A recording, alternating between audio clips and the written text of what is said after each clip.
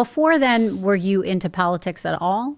What were you doing specifically when you met? Well, I was a young lawyer, and I was prosecuting cases. Oh, you are? Okay. The Mayor Daley, Richard M. Daley, at the time was the elected Cook County State's attorney, and I was one of about 800 prosecutors in his office. I never met my boss. Okay. When I worked for him, he was way up high, and I was like at traffic court, and then in the misdemeanor branch courts way low. I would only meet him later on when I got into politics, and then years later, it didn't take long. Actually, 12 years later, I'm now the governor, and he thinks I still work for him, right? Right. But I was interested in politics, and I'd helped a few candidates, one in particular at the local level. But there was no really path for me to get into it. It was not realistic. I was just trying to make a living, and frankly, learn how to be a lawyer. And so there was no real time to try to pursue that. And then I just happened to meet Patty and fall in love with Patty. And then her dad had a huge influence in that. And then he found himself in a political position that was difficult for him, and he was scrambling at the last minute to look for a candidate. And he just happened to have a lawyer in the family who, he felt, and I think he was right, had an ability to go out and, make a lot of promises. Right. Right. And so then I got involved. But anyway, go ahead. I'm sorry. And then before we move too far forward, I just want to say, before all this, what were some of the other jobs you had in your life before that? Well, I've had a lot of different jobs. So, my first job, full-time job, was every day after school shining shoes. I started when I was in the 3rd grade and finished when I was finished grade school, 8th grade. So I had every year. And then I had jobs delivering pizzas in the neighborhood. I had jumped a couple times, mugged. Did you? Yeah, it was kind of a rough neighborhood, in the southern part of it. Did you ever get hurt? Well, yeah, sure, but I bossed the Golden Glove, so it was like I was fighting back. But yeah, I got jumped at. I always remember that it was at Augusta Boulevard in Central, the west side of Chicago, and these two guys were waiting at the stoop, and I've got the pizza, and I knew the woman that was ordering the food, because you got to know who the customers were, and I'm sure she was a nice woman, but she never tipped. Oh God! And you're kind of going in a rough area, and you're not going to get a tip. And here's these two guys sitting on the stoop, I ring the doorbell. It was the disco era, the late 70s, and the jeans were really tight. And I had my money, in my pockets, and these guys were standing there. You had the pizza inside the box to keep it warm, and there was a bag with like fried chicken in it that was ordered, and the bill was like $13 and some change. And she gave me a $20 bill, which was hopeful to me because I'd have to give her change, and a lot of times the customer would say, "I just keep $1," right? Which was a good tip back then. Okay. But I would have been lucky for a quarter, frankly. Well, she wanted every bit of it, and I gave her all back. And I remember saying to myself, "No tip." Turned around. Next thing I know, this guy gives me a right cross across the face, and I was like stunned. And the two of them, give us your mother. Can I swear? Yeah. Give us your money, motherfucker. Right.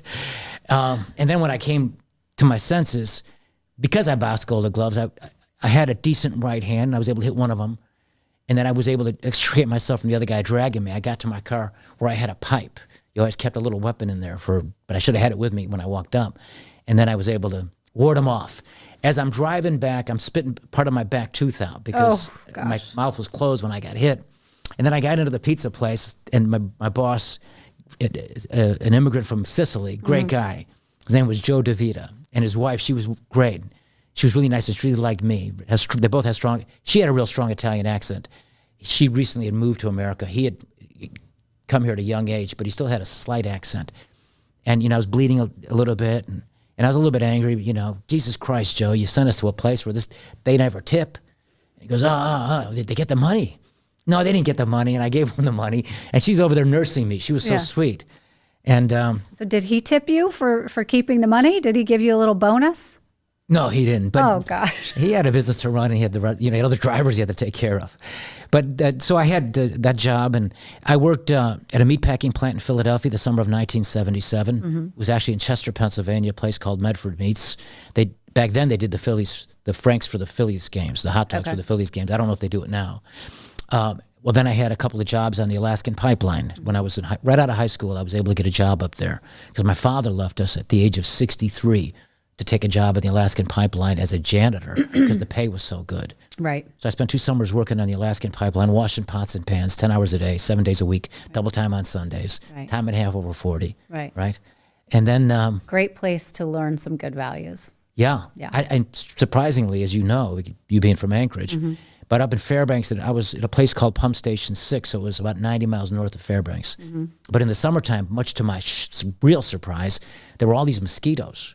I don't think people realize, but in Alaska in the summer, there's a lot of mosquitoes up there. Yeah. And they're really big, right? Yeah. When I met Sarah Palin, by the way, I remember telling her about that. And then we talked a little bit about that, and then I mentioned that I had a law school roommate that was from Palmer, Alaska, and she asked me what his name was. And I said, really? Alaska is so small, you might know this guy?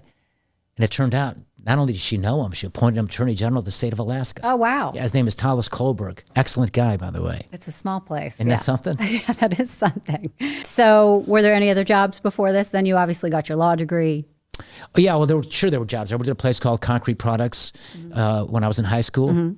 And I had a job at Hilton Head Island, South Carolina, working this resort, which was a pretty cool job. I mean, I worked every day there, but it was cool, and it was, it's like an upper class area, so I was able to learn some things about life. In fact, Leon Spinks was the heavyweight champion of the world at that time.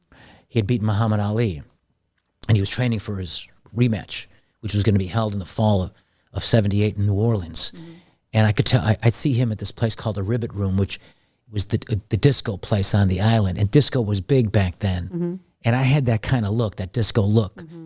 So, not that I danced disco, but I had the look. No, you had the hair, you had everything. Yeah, and maybe some of the mannerisms, because the Travolta character, Tony Manero, in that movie was from Brooklyn. Okay. And I came from Chicago, city stuff. And anyway, I went out, because I had box Golden Gloves, I got to know him a little bit. And I went out some mornings running with him to train for the fight.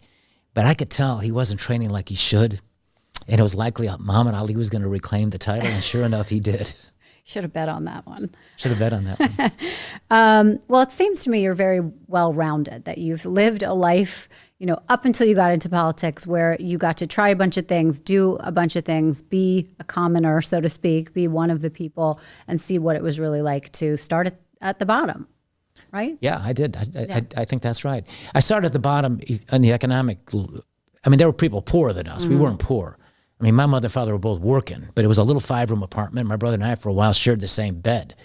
And so I was, in that sense, not a lot of advantages. But I'll tell you what I think is most important for any person, and I hope this is the case. I know it's the case with my daughters, with their mother, because I missed most of bringing up my children when I was gone those years. Yeah. But I was rich in love with my parents. We had just such good parents, and they raised you with values. And I could never give in to these corrupt prosecutors, these motherfuckers, because I knew how corrupt they were and how dishonest that was. And my parents didn't raise me to be that way. Better to go down fighting. And I would think about my parents through all the years, the good years and the hard years. And among the reasons why I could never give in, I would think about them. I could never shame them or dishonor them. I'd rather go to prison.